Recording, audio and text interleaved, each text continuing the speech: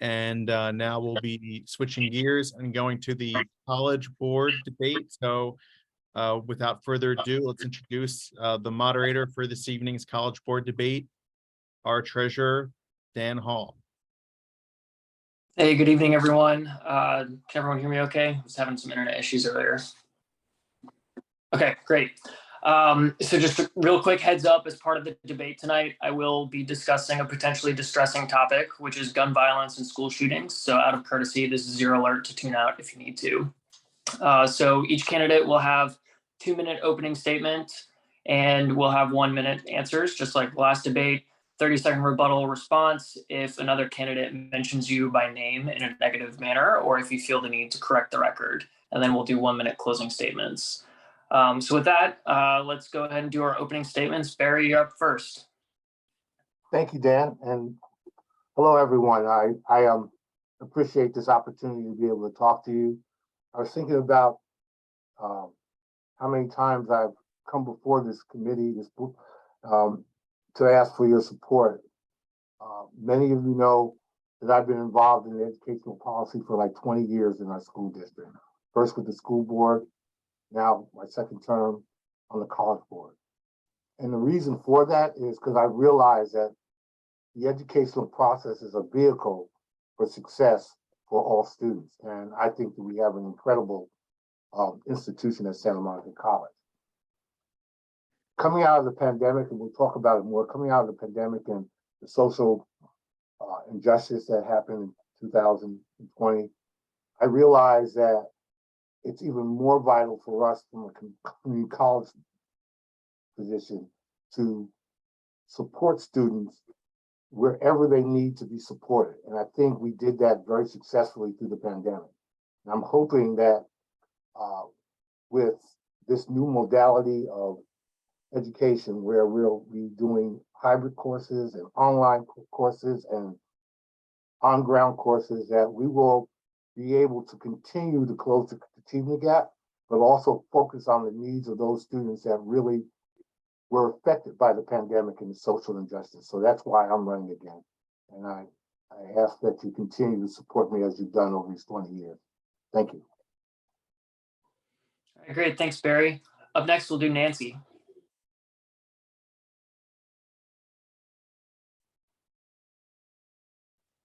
Hi, I'm Nancy Greenstein. I've been in Santa Monica for a long time. I've moved here in the last century, and it was just before the second election for rent control. And about, I don't know, half a day after I was here, I signed up to volunteer for SMER, and then worked for them for a very long time, becoming co-chair for 14 years. Also served on many city commissions and boards, regional ones as well. And the only elected board I would consider was Santa Monica College, and here I am, which really makes me happy. And in a lot of the questionnaires, we were asked, what are our priorities? And so some of mine coming up for the next year are COVID recovery and enrollment management, equities, pathways, and inclusion, basic needs, fiscal responsibility, support for our faculty and staff, and working with the school district. And I hope to be working on these. And then I have a number of priorities that I want to complete in my next term as well. And maybe I'll have time to talk about them later. All right, thank you, Nancy. Tom, you're up next. Hi, everyone. Tom Peters here. I'm my wife and I and daughter rent here in Santa Monica. I originally hail from Detroit, where I spent 30 years in a steel mill and retired early or young. I like to think I was young. But I obtained a bachelor's degree and a master's degree going weekends and evenings to Wayne State University in Central Michigan. And when I come out west to start a new professional career, I picked up a doctorate degree.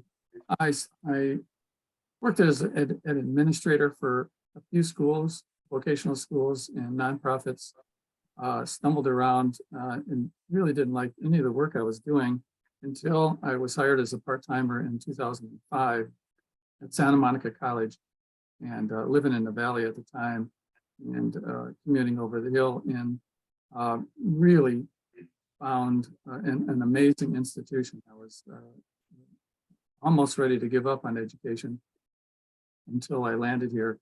And I was fortunate enough to receive went tenure track in 2010 and started working full time. So I was able to we were able to move to Santa Monica, and I've rented here ever since. I got involved heavily in the city's I was the vice president of membership for Democratic Club. I served on the hotline for SMER, which was an amazing experience. Both of them were. We got to know a lot of leaders in the city. I haven't missed too many steering committee meetings for SMER. I used to go to all these meetings, but I just I got super busy lately, later in my career here, and found myself retiring in 2020, early when the pandemic started. But I was preparing for running for the board for years before that, because I was political director for the Faculty Association, and part of the work I did was showing up at every board meeting and getting to know the college from inside out. And my job in the high tech. Tom, that's time for your opening statement. Thank you. That's okay. And last but not least, I didn't see the timer. No worries. Last but not least, we have Shiroy. Hello, Santa Monica Democrats. I wanted to say hi to everybody. I'm honored to be back here. I was less and less people know this. John let me be his co-president the first year that he was president, and so I think everybody knew this a couple years ago. Less and less people forget now. But I love this club. This is my political home and family. And as a physician who served on the board for the last 4 years, I'm really proud of a few of the things that, I think because of my unique background, I've had an ability to impact. One is obviously healthcare has been a major issue in educational systems, including ours over the past 3 years with the COVID pandemic response. And, really proud of the way our board and our administration has approached the pandemic response, trying to optimize educational access for our students, but always keeping the health and safety of our students, faculty, and staff as the #1 priority. Secondarily, we started a healthcare curriculum committee soon after I got on the board. And out of that came a certified nurse assistant program that is helping fill regional job needs. So great for our students to be exposed to healthcare fields that have jobs around LA County. And then finally, if it gives you a sense of the kind of elected and public official I try to be, I try to be a coalition builder, and we brought together LA County Medical Association, Santa Monica Foundation, College Foundation, our Black Collegians and Adelante counseling programs, as well as our college. And we started a symposium, a healthcare symposium directed at our students of color who want to go into healthcare fields. And so it's been really great for both the people who come and speak and for the students themselves. I'm proud to be running on a slate with Nancy, Tom, and Barry. They are certainly worthy of your support. And thank you again for taking the time to hear us speak. Thanks, Shai. All right, let's dive into it. The first question I have for everyone is on the topic of education itself. What are your education policy priorities for the next term should you be elected? First up, let's go with Tom. Well, having been to so many board meetings and watching the present board work hard at the education atmosphere at Santa Monica College, it's really complex. And I'd say the one priority I look towards is class sizes that sort of make sense. Sometimes they get cut out at this magic number 18, and they could have been a very viable class that maybe we could look at letting some of those run, especially as we try to build back enrollment at this critical juncture after sort of coming out of the pandemic, although we're not technically out of it. But things have changed drastically in the pedagogy.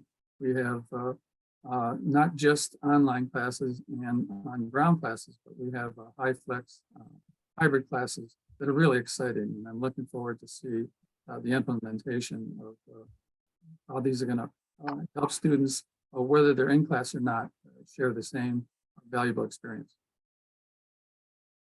Thank you, Tom. Shai? Two things that I would, as we emerge from the pandemic, and we get back to what we've called a new normal for the last 3 years, I think that exploring optimizing this hybrid access, particularly for example, extracurricular activities. I think that some students are going to be more social, more exposed to the college community if we keep this sort of Zoom access, et cetera. And so as we move forward, I don't think our priority should be just going back to what we had before. I think we really need to make sure that we move forward, keeping in mind that there are things that come from the education for the pandemic that we can utilize. And so I think that's something that I care deeply about. The second thing is, this is more from a state funding level, but our counselor to student ratios at K through 12 and at community colleges have to improve. They're too high in our public schools. And so that comes from a state funding level, but that's something I care deeply about. I wish that we could get SMC counselors. We have one that's assigned to SMM USD. I wish we could get more. Thanks. Nancy? Okay.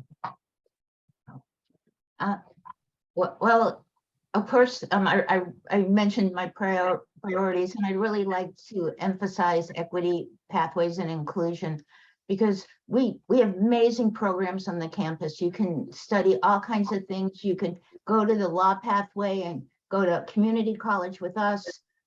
You can then go to Cal State Northridge for your bachelor's degree and Irvine for your law degree. And it's all part of a pathway, and our students would be able to just sort of get support on the way. And so we have all these things, but not everybody's able to take advantage of it because they don't have the basics and they struggle. And I think more than many schools, we have a really great support system for our students, but we're only as good as the student that isn't making it to be equitable with the general population of the college. So I think this is something we're going to continue to work on. And I have to say that the college has many programs, and I'm so proud of them. They're doing a great job working with students. And we hired a dean to be a dean of equity pathways. And so she's really giving substance to it. I'm finished, Sean. Thank you. And Barry. So thank you, Dan. I think one of our top priorities is to bring back enrollment. It's important. But in addition to that, we need to focus on retention. I think we need to focus on completion and focus on equity in a way to really identify the needs and support our students, not only from an academic standpoint, but a service standpoint. And I think we're doing that. I think we've set policy to do that. Coming out of the pandemic, you've heard that from my other board members. We have a new modality. The hybrid method of learning is one that's here to stay. So how we attract students, how we support students in that method is going to be something that's going to be key for us to be successful. And then from an equity standpoint, we really have to take a look at those students that really were affected by the pandemic. We always talk about, closing the achievement gap, but the reality of it is that we really have to make an effort to meet those students where they are at now and use support services to help them. So that's kind of my thoughts about that. Okay, great. Thank you. Let's talk about student safety and campus safety. Santa Monica College was the site of a mass shooting in 2013, and Governor Newsom just signed significant gun violence legislation on the campus this year. What direction do you want to take the college in your next term with regards to campus and student safety, police presence, hardening the campus, etc.? First up, let's start with Shai. So, I think one of the things is we have our own police force and security force at SMC. And so one of the who have done a really good job in recent years navigating our college. And we just have to make sure that they are ready and prepared. We saw what happened in Uvalde, that the police force was not trained properly, was not prepared to confront what they faced. And so we have to just really make sure that, whether it's a mass shooting or smaller, we just need to really focus on that our small police force is well trained to navigate the college campus. And so I think that should be a focus. Thank you. Tom? Yes, having been on the campus for years, I was always impressed with the fact that the police, our own police force, were there, but they weren't there. They, in the high-tech, the Center for Students with Disabilities, where I worked, there was a simple panic button that we could hit, and they would be there in just minutes. And this, to stay an open campus is obviously very tricky business, and we have a lot of cameras. And when unfortunate active shooter showed up on campus, and tragically, well, I won't get into that, but they responded heroically, both our own police force and the Santa Monica City Police Force. And I just hope that everybody stays vigilant about such action. Thank you, Tom. Barry? Dan, as you heard from Shai and also Tom, I have a lot of respect for our police department. I think they've done a phenomenal job with being supportive of our students, but also understanding the uniqueness in having an open campus and the type of students of all different backgrounds and diversities. I think the college is primed to have that kind of discussion from a community standpoint about safety. Many of you might know that I'm on the downtown Santa Monica board too, where I have property owners that think the sheriff should come to our city, which I think is a ridiculous, even thought. But be that may, I think the college is an excellent ground to have a discussion about safety, because safety is different for everyone. Everyone wants safety, but what is safety to me as a Black person compared to someone that's not Black? And I think that kind of discussion is where we can do it at the college, where the community as a whole can be able to engage and be able, because I believe that we have a safe campus. I believe for the most part, we have a safe community. And I believe that security and safety, all of us want, but how we go about it and discussion about it is something that the college can be in the forefront about. Thank you, Barry. Nancy?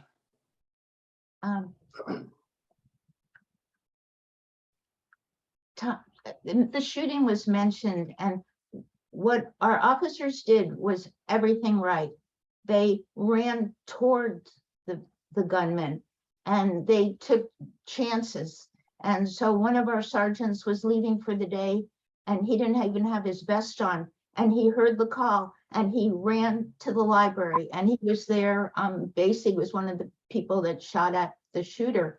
And if that man had gone through the library, we would have had so many more people injured and killed. So I'm just so grateful for our police department and the training they have. And I know they continue to do that. And we're really fortunate. And for me, this was my career. I was a public safety officer in West Hollywood, and I worked with the police at UCLA.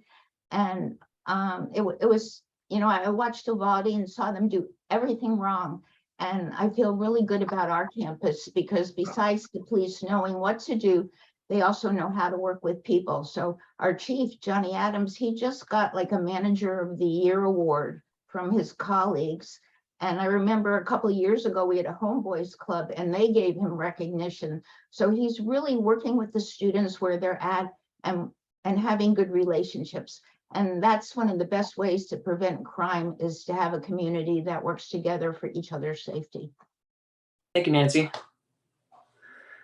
You know, a couple of you have mentioned this in various parts of your answers, and one of the things I've personally admired about the College Board is its present diversity of its members. You know, just among the four of you here as candidates, you know, we have a woman, we have an African American, we have an Asian American, we have a veteran.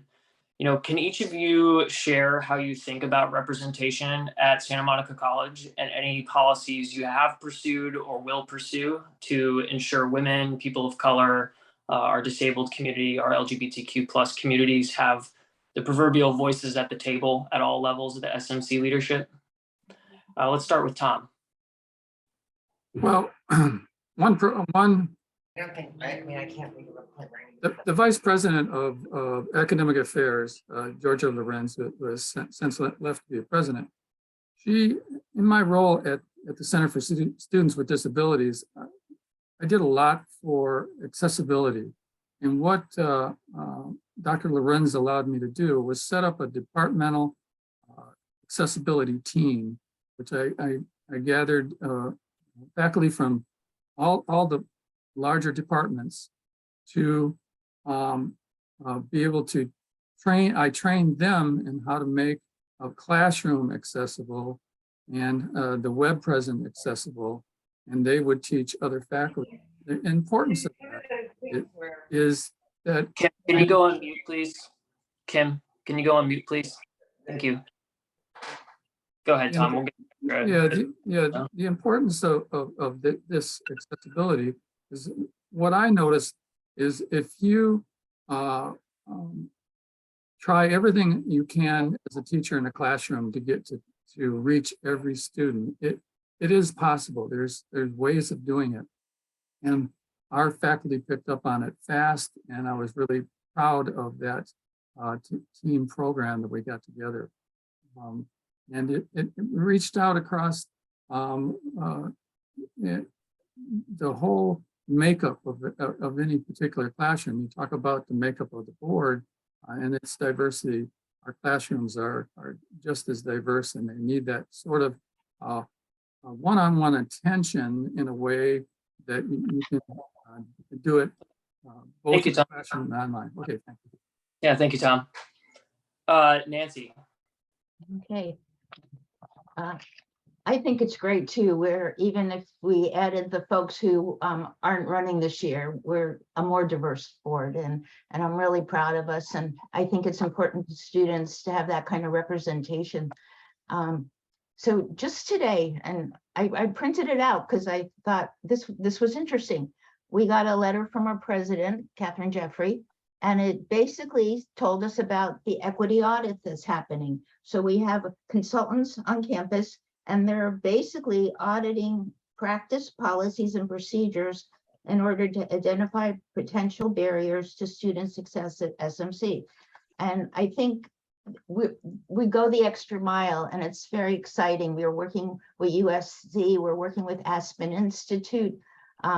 Public Policy Institute is having Heather McGee, who's a well-known author and speaker, in the spring to be the star of our symposium. And I think that it just infused through the campus that this is important, representation is important. And I think as well, what's important is that everybody gets that high quality education. We don't want to leave anybody behind. Thank you, Nancy. Oh, okay. Thank you. Shai. I can talk about that for a while. Love the comments of my colleagues. One of the things that the most important role that the board has is the relationship with the president. You know, the president and senior administration are really, we are they're accountable to us, and we're there to set the mission for SMC and support them. And supporting diverse hiring for our president, who's an African-American woman. We've had some turnover on our senior staff, and we will actually going forward, and in hiring practices to make sure that we have a diverse coalition of people that is reflective of our really diverse student body. And then additionally, our board. And so, we supporting candidates that reflect the diversity of our student population. And so I think that, I love your point about how diverse our candidacies are. Thanks, Shai. And Barry. If I can add to it, it is a priority and one of our goals. And every one of our agendas, we have an item, a report on student success and equity, guided pathways, inclusion and diversity. And we are bringing different departments to talk about how they're handling that. I think it's key. I think it's one of the things that I'm proud of being with Santa Monica College, where we really put diversity, equity, inclusion first. We are providing continuing education for our professors and our staff to be able to think in this mode. And I'm hoping that we'll continue, that we will be maybe the ground floor to be able to support the community with this inclusion, diversity, and equity. So that's kind of my thoughts about it. Thank you, Barry. Okay, real quick, last question before the closing statements. We're gonna do this lightning round style. And if you can keep your answers to 30 seconds, 1 minute or less. No. I must have Okay, thanks. Dolly, could you go on mute, please? Thank you. So all four of you have indicated your support for the SMC bond measure in your candidate questionnaires or in your interviews. In a sentence or less, can you share with the membership why you are supporting the measure? Let's start with Shai. I love that our measure contains a plan for housing for our students, faculty, and staff that are facing housing insecurity. And then also, we just opened our Malibu campus, and I love that we're exploring an amphitheater at Malibu High School's campus as well. Thanks, Shai. Nancy? I agree. I love the fact that we're doing housing, or we're doing the planning to do housing. And I think if you go to our campus, you see many beautiful buildings, but if you go in some of the older ones, and they're really not so beautiful, and they're worse on the inside. So part of what we're doing too is updating our facilities, because we're teaching students for, the next 50 years, and they're in old classrooms that don't even have the labs and equipment they need. So I'm glad that we're going to be updating. Thank you. Barry? Oh, I've been a proponent for housing, student housing, from the time I've been on the board. I am so excited, and we all know how long it takes to get an initiative done. And more than likely, it'll be after my 4 years this time that we'll get housing. But be that may, I think that we're going about it the right way. I would stretch my neck out. I believe that we need to have discussion about employee housing for our teachers and for our administration, which is difficult. But maybe we don't know.